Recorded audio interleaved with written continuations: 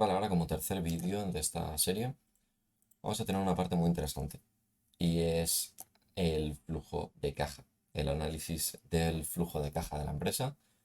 Y es que todo ese proceso que estuvimos haciendo durante el anterior vídeo va a venir a esto. Es decir, todo esto de aquí que estuvimos calculando era todo para llegar a un beneficio neto. Y sí que es cierto que de aquí podemos sacar ya alguna información valiosa en cuanto a, por ejemplo, cuáles son los ratios de la empresa. Es decir, por ejemplo, podríamos sacar cuánto net income supone sobre el revenue, cuánto porcentaje de lo que empieza como revenue acaba siendo net income, cuáles son los márgenes de beneficio de la empresa, tanto a nivel final, después de hacerlo todo, como por ejemplo, cuál es el margen bruto, por así decirlo, de las operaciones, que como vemos aquí, pues en este año sería un 40%. Esto ya nos puede dar cierta información, pero sobre todo si ya conocemos más de antemano sobre el negocio y sobre el sector. Ahora vamos a ir con los cash flows. Y esto es algo un poco más universal. Que no significa que sea fácil, sencillamente es que sobre el dinero es más fácil calcular y por eso se utilizan mucho los cash flows. Y es que una vez hayamos hecho el cash flow statement entero, de ahí incluso podríamos llegar luego a poder hacer ciertas predicciones teniendo en cuenta el pasado de la compañía y podríamos complicar muchísimo más este modelo, evidentemente, para de ahí tratar de ver cuál es el valor estimado de la empresa. Para lo que una de las maneras de hacerlo es tener en cuenta todos los flujos de caja futuros, evidentemente descontados por el tipo de interés, o sea, llevados hacia el presente, sacar el valor actual de todos esos flujos de caja y descontado por un WACC, por un coste pesado del capital. Pero eso ya sería complicar el modelo. Sencillamente estoy comentando un poco por encima para que sepáis para qué sirve esto. Y es que este modelo, esta parte del modelo, es, ofrece una herramienta utilísima luego para analistas. Vale, primero necesitamos saber cuál es el dinero que va a tener la empresa a raíz de sus operaciones. Para esto vamos a tener que volver hacia atrás, hacia el income statement, y de aquí vamos a observar una cosa. Y es que teniendo en cuenta lo que ya comenté en el primer vídeo, un poco viendo por encima cuál es la función de cada una de las partes de este modelo de tres estados financieros, ¿vale? Vimos que básicamente en la balanza de pagos vamos a tener cantidades finales y eso es algo bastante importante. Es decir, aquí no vamos a tener cambios, sino que aquí tenemos el total. Es decir, cuando aquí, por ejemplo, tenemos que en el año 2020 hubo 2100 em, impuestos diferidos. Cuando decimos que en el año 2020 hubo 2100 millones, por ejemplo, 2100 millones de dólares en impuestos diferidos, eso es el total, eso no es un cambio. Es decir, antes había una cantidad X, ¿vale? De hecho, la podemos calcular porque tenemos el cambio que ha habido en 2020 aquí. Si nos vamos a los impuestos diferidos del año 2020, vemos que son 284. Y eso es algo negativo, es algo que vamos a tener que pagar, eso es un aumento de nuestra deuda. Y lo hemos tenido, aunque no lo hayamos pagado ya, lo hemos tenido ya en cuenta. Es decir, le hemos restado a nuestros beneficios algo que no hemos pagado ya, algo que no nos ha consumido aún cash, no nos ha consumido dólares, no nos ha consumido euros, sino que lo vamos a pagar, es una deuda. Y por lo tanto, a la hora de calcular cuál es el dinero que tiene la empresa, tenemos que volver a sumarle eso. Es decir, vamos a referirnos a la parte de aquí atrás, a este cambio que ha habido durante este periodo en los impuestos diferidos y lo vamos a multiplicar por menos 1. Esto lo vamos hacia la derecha y ahí tenemos. Tiene sentido, ¿no? Es algo que no hemos pagado y por lo tanto no es cash. No es cash que haya perdido la empresa y por lo tanto lo tenemos que sumar, ¿vale? De ahí vamos a seguir con la depreciación. La depreciación, más de lo mismo. No la hemos pagado.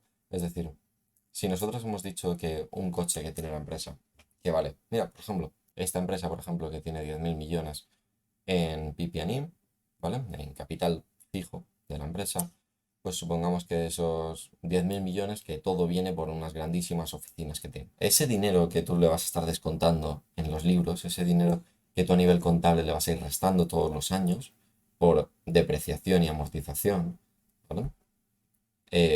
No lo estás pagando. Tú no estás yendo al edificio y te está consumiendo todo el rato dinero. El dinero ya te lo ha consumido. Lo único que estás haciendo es tener en cuenta cierta amortización para que luego cuando, por ejemplo, si fuese un vehículo que luego se estropea y a los 20 años y se va a la porra y ya no sirve para nada, que no tengas que meterle un sablazo ahí de golpe a, a la balanza de pagos. No, porque entonces que no estabas reflejando realmente, no estabas siendo fiel con el valor que tenía eso. Eso ya no tenía un valor de, por ejemplo, 20.000 euros, sino que tenía un valor de 1.000 o de 500 euros. Y para eso se hace la amortización. Pero no es dinero. No es dinero que haya perdido la empresa y por lo tanto lo tenemos que sumarlo. Ahí lo tenemos. Vale. Luego vamos a tener un total aquí. Y ahí va. Me gustaría explicar esto de aquí.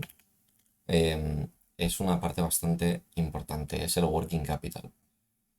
El working capital es aquello que está compuesto por los clientes, lo que llamaríamos la cuenta de clientes de la empresa, es decir, em, el dinero que los clientes de nuestra empresa no nos han pagado y nos deben por ventas que ya hemos realizado. Los proveedores, la cuenta proveedores, es decir, lo mismo que clientes, pero para las compras. Compras que hemos hecho a proveedores relacionados directamente con nuestra actividad, em, pero que no las hemos pagado aún. Ya lo hemos comprado, pero no lo hemos pagado. Y finalmente el inventario, que es cuando hemos hecho la foto, por así decirlo, que sería la balanza de pagos. Aquí, cuando estamos viendo el cash flow, lo que queremos saber es cuál ha sido el cambio. Es decir, en el caso de los inventarios estaríamos hablando de cuál es el cambio que ha habido del valor de los inventarios. Así como regla general, cuanto menos dinero en clientes y menos dinero en inventarios tenga la empresa, mejor. Es decir, cuanto más rápido nos paguen y más rápido salgan las cosas del almacén, son menos gastos que va a tener la empresa. Una empresa lo que quiere es tener el dinero lo más rápido posible. Y por lo tanto, si a ti las cosas no te duran nada de tiempo en el almacén, si nada más entran, se van, la vendes a un cliente y el cliente te da el dinero al instante, eso es muchísimo problema que se quita la empresa. Por desgracia, no siempre se da esa situación, pero desde luego es lo ideal, es lo que se tendría que buscar en una empresa. A veces al hacer este análisis en algunas empresas, sí puedes ver que, por ejemplo, tiene una cuenta de proveedores muy baja, tarda muy poco en pagar a sus proveedores, pero en cambio sus clientes sí que tienen la suficiente fuerza de negociación o por las condiciones X que sean, los clientes tardan mucho en pagar. Eso puede suponer un problema muy grande para la empresa. Dependería ya de las cantidades que fuesen, pero ahí habría que hacer un análisis en cada una de las empresas. De ahí hacemos la suma total de lo que supone esto y con eso tendríamos el dinero que se ha sacado de las operaciones. Después, el siguiente apartado, y muy sencillito, el dinero que se ha sacado de las inversiones de la empresa. Prácticamente siempre es negativo.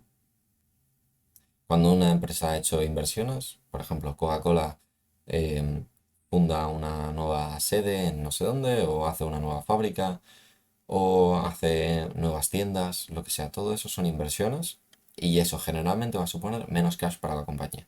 En este caso, en 2020 no hubo ningún gasto, en 2022 tampoco, pero en 2021 hubo un CAPEX, unos gastos de la empresa en inversiones de 2.000. Así que hacemos las sumas totales de eso.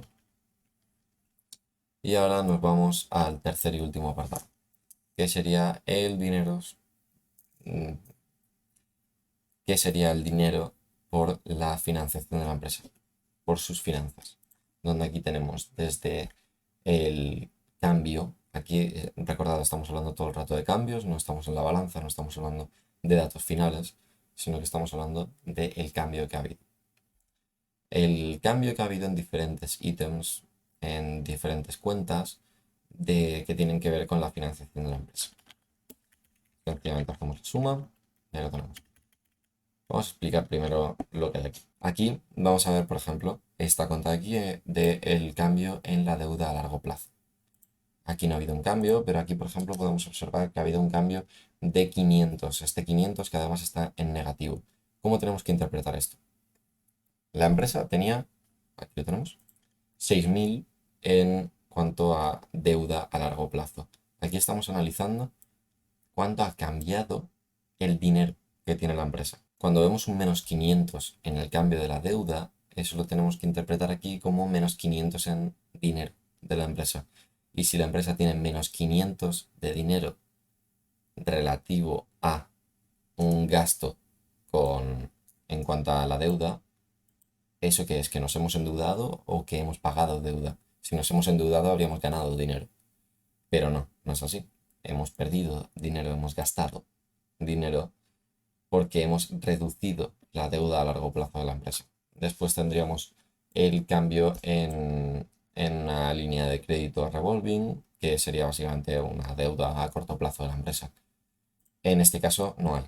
De hecho, podéis ver que directamente no, la empresa no tiene deuda a corto plazo y no cambia. Tampoco no la necesita para sus actividades. La empresa funciona bien sin esa deuda a corto plazo. Después tenemos el cambio en Common Equity. Aquí ya estamos hablando de la equidad de la empresa. Estamos hablando del patrimonio neto. Esto es el cambio que ha habido en el capital de la empresa. Por ejemplo, una empresa que esté en bolsa puede recomprar sus propias acciones. Y eso significa que está gastando dinero para recomprar sus acciones. En cambio, si vemos que esto es positivo, pues podría ser, por ejemplo, que ha emitido nuevas acciones. Es algo perfectamente viable. Y finalmente tendríamos una cuenta de dividendos, que en este caso lo he puesto como un porcentaje fijo, siempre como un 20% del net income. Esta empresa siempre todos los años va a repartir un 20% de dividendos sobre su beneficio. Que sepáis que si queréis utilizar el modelo para cualquier otra cosa, em, y debido a que los dividendos siempre son un gasto, en este caso pues es que ha dado la casualidad de que el net income siempre es positivo. Pero, ¿qué ocurriría, por ejemplo, si aquí tuviésemos un net income de menos 2.000, que lo esfuerzo yo así, porque sí? Vale, pues entonces tendríamos unos dividendos que nos han dado dinero. Eso significaría que nuestros accionistas nos han dado un total de 400 millones. Eso no tiene sentido, eso no ocurre así.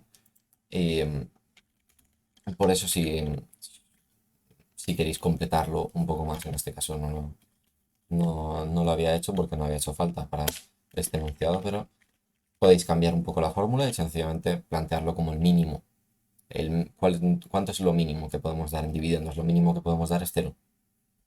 Y como el resto van a ser números negativos para el cash flow de la empresa, pues sencillamente lo vamos a plantear como el mínimo de el mismo cálculo que estuviésemos utilizando para calcular los dividendos y cero. Ya está. De ahí tenemos un total. Y ahora, teniendo en cuenta todos estos totales en cada una de las partes, vamos a ver cuál es el cambio. Aquí tenemos que al inicio del año anterior, en el año 2019, ¿vale? Que nos aparece, no forma parte del ejercicio, pero tenemos que al inicio del año 2019, perdón, al inicio del año 2020, teníamos 3.500 millones de dólares. Vamos a ver cuál ha sido el cambio. Para ver el cambio, vamos a hacer una suma. Para ver el cambio, vamos a ver obviamente una suma entre los diferentes factores que afectan al cash flow. Tenemos, por ejemplo, que por las operaciones directas de la empresa, tenemos que esta tiene un cash flow muy, muy positivo. Y como no ha hecho ninguna inversión ese año, mucho tendría que haberle afectado la parte financiera, muchísima deuda tendría que haber recomprado para que esto fuese negativo. Evidentemente no es el caso, y entonces tenemos que ha aumentado el cash que tiene la empresa a final de año.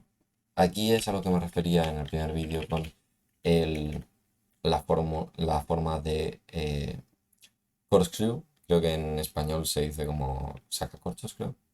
Eh, y es que, bueno, primero voy a sacar lo mismo. Si vamos de aquí a fórmulas y sacamos los precedentes, si no sabéis cómo se hace, desde fórmulas le vais a buscar precedentes y os va a decir de dónde viene esa fórmula, ¿vale? Si veis el resto de fórmulas siguen todas pues una linealidad. Aquí lo que ocurre es que están en estas de aquí, al conectar diferentes partes del modelo, están en diagonal sencillamente porque lo he querido poner así muy compacto, pero si esto lo tuvieseis más desarrollado y primero income statement y luego aquí abajo el siguiente y luego abajo finalmente el balance, estaría todo completamente vertical, ¿vale?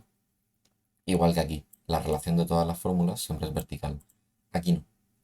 Aquí lo que tenemos es que primero bajamos aquí, esta de aquí depende de esto, de esto y de esto, de cada una de las tres partes de el flujo de caja, ¿vale? Y con la suma de estas dos llegamos a esta. ¿Qué ocurre? Que esta de aquí nos la subimos porque el final, el cash final de la empresa en un año es el cash inicial en el siguiente año. Entonces esto va a seguir así y luego cuando volveremos a ver el cambio de ese año, sacaremos el final y el final de ese año va a volver a ser el inicio del siguiente y de ahí sacaremos el final del último año 2022. Y con esto ya tendríamos cuál es el cash de la empresa. Con esto ya tendríamos cuál es la cantidad final que ha tenido en cada uno de los años en cuanto a dinero la empresa.